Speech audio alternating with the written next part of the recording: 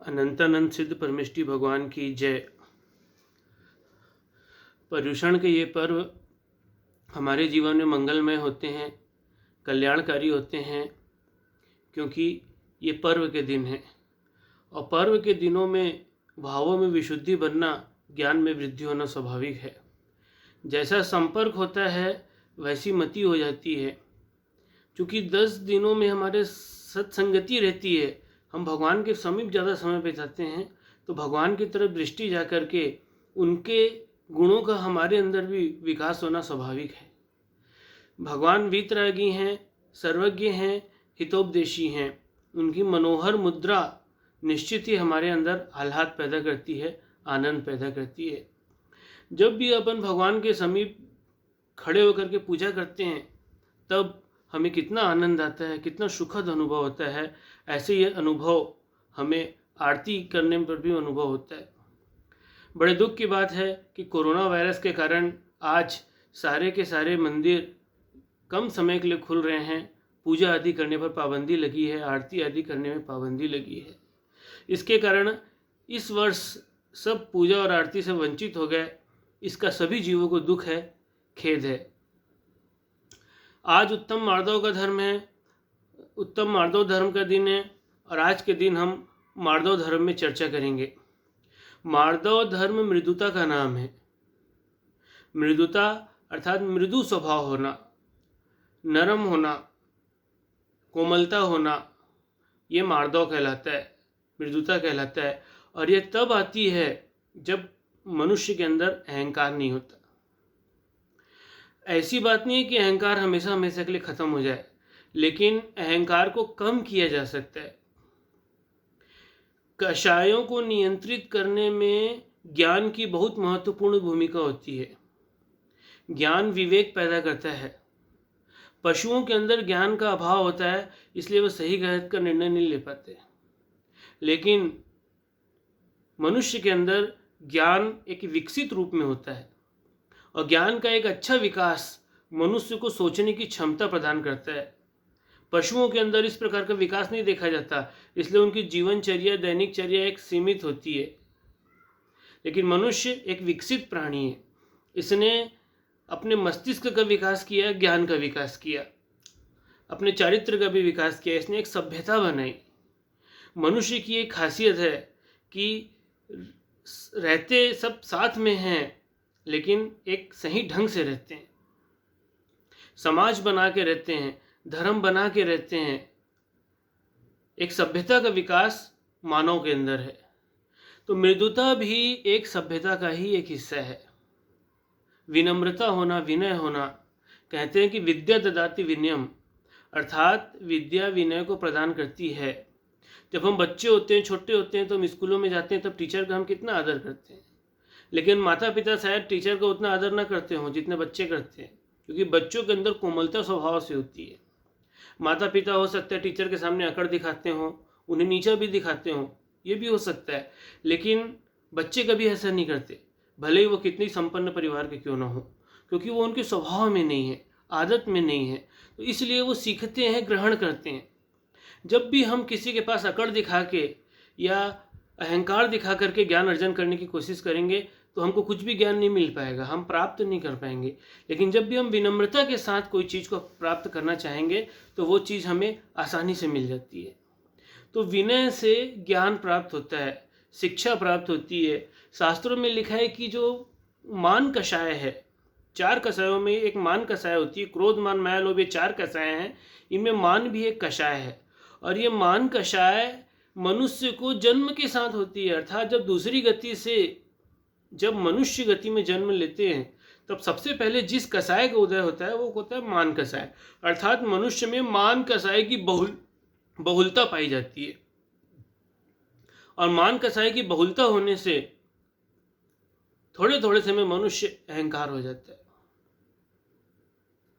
थोड़ा सा पैसा नहीं आया कि पैसे का अहंकार हो जाएगा, थोड़ा सा ज्ञान नहीं हुआ कि ज्ञान का अहंकार हो जाएगा, थोड़े से 2-4 उपवास क्या किए, तपस्या का अहंकार हो जाएगा। अच्छे कुल में जन्म लिए हैं तो कुल का अहंकार हो जाएगा, अच्छी जाति में जन्म लिए हैं तो अच्छी जाति का अहंकार हो जाएगा। तो अहंकार मनुष्य के अंदर स्वभाव से होता है, लेकिन मनुष्य के अंदर ज्ञान भी होता है और वो अपने ज्ञान से अहंकार को नियंत्रित कर सकता है। यह सोचना चाहिए कि संसार में जितनी भी भौतिक वस्तुएं हैं उनकी उम्र क्या है। हमारे बाल काले से सफ़ेद हो जाते हैं, हमको पता नहीं चलता। हमारी दाढ़ी कब उग जाती है, बाल कब बड़े होते हैं, हमको पता नहीं चलता। प्रत्येक वस्तु परिणमनशील है, कुछ भी ऐसा नहीं है जो बदल ना रहा हो। सब कुछ बदल रहा है, परिवर्तित हो रहा है हर चीज़। सुबह से शाम हो जाती है, शाम से रात हो जाती है, रात से सुबह हो जाती है। बिजली चमकती है, क्षण भर के लिए रहती है, फिर खत्म हो जाती है। मनुष्य की आयु प्रतिदिन घट रही है, कब मृत्यु आ जाए, किस रूप में आ जाए पता नहीं चलेगा। 40, 50, 60 की उम्र में कोरोना के कारण लोगों की मृत्यु होती जा रही है। इस संसार में कुछ भी स्थायी नहीं है, इसलिए अहंकार किस चीज का? ये एक चिंतन है जो जिनवाणी पढ़ने से प्राप्त होता है, जो कि ज्ञान अर्जन करने से प्राप्त होता है। मनुष्य ने इसको अपने अंदर विकसित किया है। इसको पशु विकसित नहीं कर सकते अपने अंदर, क्योंकि उनके अंदर इतनी सोचने की क्षमता नहीं है जो मनुष्य के अंदर है। मनुष्य ये सोचता है, वो सोचता है कि संसार की सारी चीज़ें क्षणिक है, नश्वर है, शाश्वत नहीं है। और जब ऐसा सोचता है तब उसके अंदर अहंकार की कमी आती है, तब उसके अंदर मृदुता आती है कि मैं किस चीज़ का अहंकार कर रहा हूँ जो क्षणिक है और नश्वर है। लक्ष्मी चंचला कहते हैं लक्ष्मी को। लक्ष्मी कभी भी स्थायी रूप से किसी की नहीं रहती, वो इधर से उधर होते रहती है। राजा भी रंक हो जाता है। अंबानी जैसे अनिल अंबानी, जो 47,000 करोड़ का जिनका कैपिटल था, वो दिवालिया होने के कगार में आ गए। तो इतने बड़े स्तर से भी नीचे गिर जाते हैं। तो जब इस संसार में इतने बड़े बदलाव हो सकते हैं, तब अहंकार किस चीज का? जो बड़े बड़े जिनको शास्त्रों को पढ़ लेते हैं, पंडित बन जाते हैं, ज्ञान का अहंकार करने लग जाते हैं। ज्ञान का अहंकार किस चीज का? भाई ये बुद्धि का कोई भरोसा है क्या? तो एक हार्ड डिस्क है, अगर फेल हो गई तो पागल हो जाओगे, कोमों में चले जाओगे, पता भी नहीं चलेगा, फिर ज्ञान कहाँ गया? अगर मनुष्य है और मनुष्य बनने के बाद अगले जन्म में कीड़े मकोड़े बन गए तो ज्ञान कहाँ गया? ज्ञान भी स्थिर नहीं है, याद की हुई चीज को भी भूल जाते हैं। बार बार उनको स्मरण करना पड़ता है, रिवीजन करना पड़ता है, अभ्यास करना पड़ता है, प्रैक्टिस करना पड़ता है, तब वो स्थिर रहते हैं। इसलिए किसी भी चीज का अहंकार नहीं करना, अपने आप के अंदर मृदुता लाना, विनम्रता लाना। नम्रता और प्रिय संभाषण, ये ही मनुष्य के आभूषण हैं। अपने अंदर विनम्रता होना, नम्रता होना, और जब भी बोलना मीठी भाषा बोलना, किसी को भी तकलीफ न हो ऐसी भाषा बोलना जो कानों को अप्रिय न लगे, जो सुनने के बाद तनाव को न पैदा करे बल्कि आह्लाद पैदा कर दे, आनंद पैदा कर दे, ऐसी कोमल भाषा बोलना, ये मनुष्य का गुण है। और मनुष्य के अंदर ये शक्ति है कि वो ऐसा कर सकता है और कोई नहीं कर सकता। इसलिए इस मार्दव धर्म में हमें ये चिंतन करना है कि हमसे भी ऊंचे बहुत सारे लोग हैं। भाई केवलियों को केवल ज्ञान है, उनके ज्ञान के सामने हमारा ज्ञान तो कुछ है ही नहीं, हम तो क्षणिक हैं। भाई संसार में ऐसे ऐसे अरबपति, करोड़पति, खरबपति लोग हैं, उनके सामने भी छोटे छोटे जिन लोगों के पास 1,00,000, 2,00,000, 20,00,000, 40,00,000 रहता होगा, अहंकार करने लग जाते हैं। उनको सोचना चाहिए हमसे ऊपर कितने लोग हैं। तो अभिमान तब हो, तब करना सार्थक माना जाता है जब आप सबसे ऊपर हो, आपसे ऊपर कोई हो ही नहीं, और संसार में ऐसा कोई हो नहीं सकता जो सबसे ऊपर हो। और जो अपने से भी ऊपर होने के बाद अगर कोई किसी से घमंड करता है, इसको बोलते हैं दुरभिमान। अर्थात जब आपसे भी श्रेष्ठ लोग इस संसार में हैं, तब आप घमंड क्यों कर रहे हो? आप अपने से नीचे लोगों को देख करके घमंड करते हो, लेकिन आप अपने से ऊपर के लोगों को देखो ना। जब अपने से ऊपर में दृष्टि जाती है तब घमंड नहीं जाता, विनय से भक्ति पैदा होती है, विनम्रता रखने से भक्ति पैदा होती है। भगवान की भक्ति करना, भगवान के आगे झुकना, ये तभी हो सकता है जब हमारे अंदर विनम्रता हो। नमस्कार करना, मोदी जी को देखा उस दिन उन्होंने साष्टांग नमस्कार किया। जिसके अंदर विनम्रता होती है अहंकार की कमी होती है वो ऊंचा उठता है, और जिसके अंदर घमंड होता है वो ऊंचा नहीं उठ सकता, नीचे गिरेगा। अपने जीवन में नास्तिक पने को छोड़ना चाहिए। कई लोग तर्क देते हैं कि ये भगवान वगैरह कुछ नहीं होते, ये तो सिर्फ एक कल्पना है। अगर वो कल्पना समझते हैं तो भी उनको झुकना चाहिए। भाई झुकने से एक्सरसाइज होती है, कम से कम ये तो सोचो कि झुकेंगे तो व्यायाम होगा, झुकेंगे तो मस्तक नीचे आएगा, और मस्तक को नीचे रखना एक बहुत अच्छी आदत है।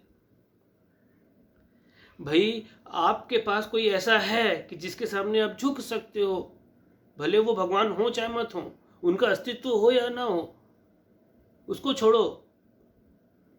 किसने देखा है? आप जान सकते हो कि आप निर्णय नहीं कर सकते। भगवान है या नहीं है इसको अपन नहीं जान सकते, अपने ज्ञान की बात ही नहीं है। नास्तिक होना से ज्यादा बुरा और कुछ नहीं है, क्योंकि नास्तिक व्यक्ति किसी के आगे झुकता नहीं है, और जो झुकता नहीं उसके अंदर भक्ति का आनंद नहीं आ सकता। मीरा को देखो, मीरा भक्ति में इतनी लीन हो गई कि उसको विष का प्याला भी दे दिया तो भी उसने उसको सहजता से पी लिया, लेकिन वो भक्ति से दूर नहीं जाना चाहती थी। भक्ति में जिसको आनंद आता है उसके लिए जहर भी अमृत बन जाता है। भगवान के प्रति भक्ति होना एक बहुत अच्छा उपहार है। जिसके अंदर ईश्वर के प्रति भक्ति है, जो अपने आप को ईश्वर से छोटा समझता है, तुच्छ समझता है, और ये कहता है कि हे परमात्मा, आपकी छत्र छाया में हम लोग जी रहे हैं, जब तक आप हैं तब तक हमें किसी चीज की कोई चिंता नहीं, कोई डर नहीं, कोई भय नहीं। उनके ऊपर कोई विपदाएं नहीं आती, कोई बाधाएं नहीं आती, क्योंकि आपसे भी कोई ऊंचा है जो आपकी रक्षा करने के लिए है। गुरु के प्रति विनम्रता का भाव होना चाहिए, क्योंकि गुरु से शिक्षा ग्रहण करते हैं। माता पिता के प्रति विनम्रता होना चाहिए, क्योंकि माता पिता ने हम लोगों को जन्म दिया है, बचपन से पाला पोसा। जो व्यक्ति पिता बन जाता है वो जानता है कि बच्चों को परवरिश करने में कितनी कठिनाई होती है। इसलिए विवाह करना चाहिए। विवाह करके गृहस्थी का अनुभव होता है, और जब गृहस्थी का अनुभव होता है तब ये पता चलता है कि हमारे माता पिता ने हमारे लिए कितनी मेहनत की होगी, कितने कष्ट सहे होंगे। अनुभव के बिना कई चीजें पता नहीं चलती। जब खुद रोटी बेल के देखोगे तब पता चलेगा रोटी बेलना कितना कठिन है, और महिलाएं कितनी मेहनत करती है और रोटी बना के खिलाती हैं। तो प्रैक्टिकल करने से कई चीजें समझ में आती है। अहंकार में हम कह देते हैं अरे तो रोटी बनाना एकदम आसान है, कोई भी बना लेगा, लेकिन ऐसा नहीं है। जब खुद करके देखोगे तब पता चलेगा कि कैसा है।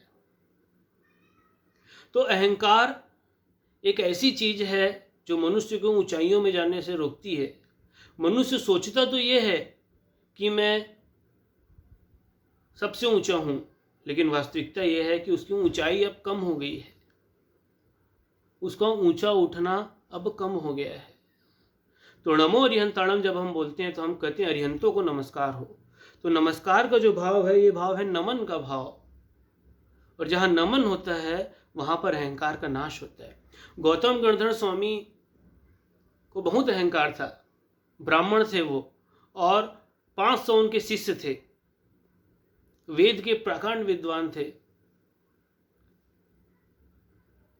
अहंकार था उन्हें अपने अंदर। वो जब गए महावीर स्वामी के पास तो मानस स्तंभ को देख के ही उनका अहंकार गलित हो गया, और उन्होंने महावीर स्वामी के पास दीक्षा ले ली और पहले गणधर बन गए। आज जो द्वादशांग हमारे पास है वो गौतम गणधर स्वामी की ही देन है। तो अहंकार कब तक रहता है? जब तक अपने से ऊंचे को नहीं देखते। जब ऊंट पहाड़ के नीचे आता है तब उसको पता चल जाता है कि मेरे से भी ऊंचा कोई है।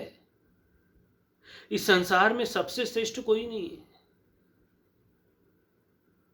सब कुछ बदल रहा है, जवानी के बाद बुढ़ापा आ जाता है। जिन लोगों को अपनी जवानी का घमंड है वो बुढ़ापा जब आएगा तब पता चल जाएगा कि कैसा होता है।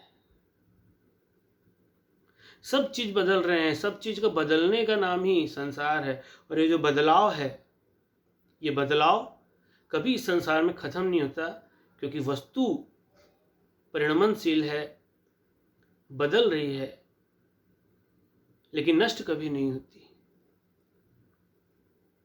हम जैसे जैसे कर्म बंद करते हैं उसके अनुसार हमें गति मिलती है।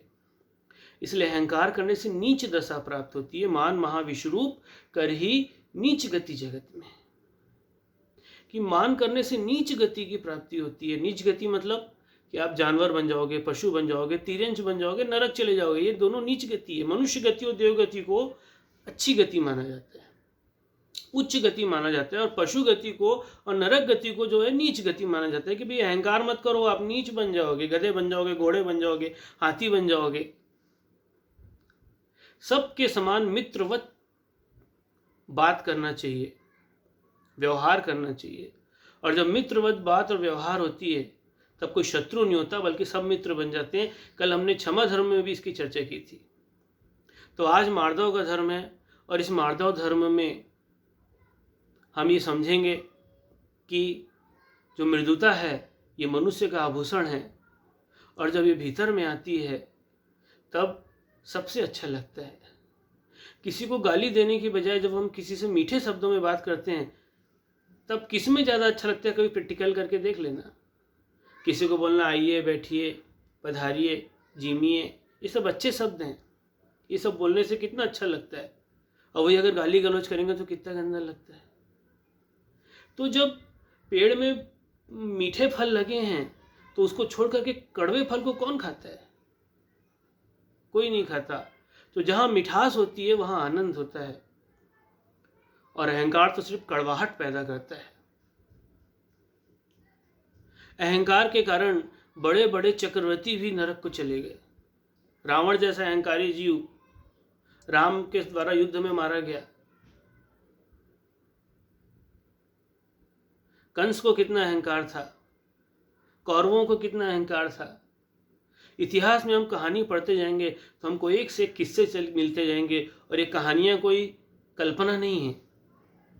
ये सब शिक्षा देती हैं, इनसे सीख मिल सकती है, शिक्षा मिल सकती है कि हम अपने अंदर से अहंकार को दूर करें। तो 8 प्रकार के अहंकार जो आगम में बताए उनको हमें दूर करना चाहिए, और 5 प्रकार के विनय का पालन करना चाहिए। दर्शन, ज्ञान, चारित्र, तप और उपचार विनय, ये 5 प्रकार के विनय होते हैं। इन 5 प्रकार का विनय का पालन करने से और 8 प्रकार के मदों को दूर करने से निश्चित ही हमारी आत्मा पवित्र होती है। और जब हमारे अंदर से अहंकार का नाश होता है तब हमारे अंदर ऋजुता आती है, सरलता आती है। ये ऋजुता और सरलता, इसका नाम आर्जव धर्म है। इसकी चर्चा हम कल करेंगे। आज हमने मार्दव धर्म की चर्चा की। निश्चित है ये मार्दव धर्म हमारे अंदर नम्रता को लाएगा, विनम्रता को लाएगा। इसी भावना के साथ अनंतानंद सिद्ध परमेष्ठी भगवान की जय।